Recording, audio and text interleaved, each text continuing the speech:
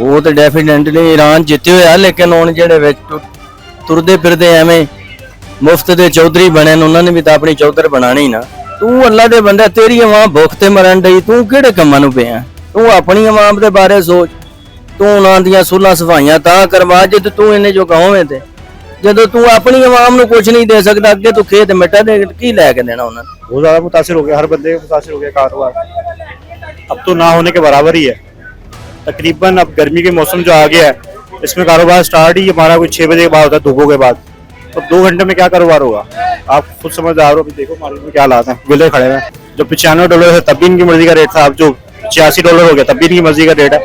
ये इससे कुछ फर्क ही नहीं पड़ता, चाहे 150 बैरल भी हो जाए, उन्होंने अपनी मर्जी का रेट लगाना है। फिलहाल तो पाकिस्तान हार गया, बाकी जीता कौन है हमें नहीं पता।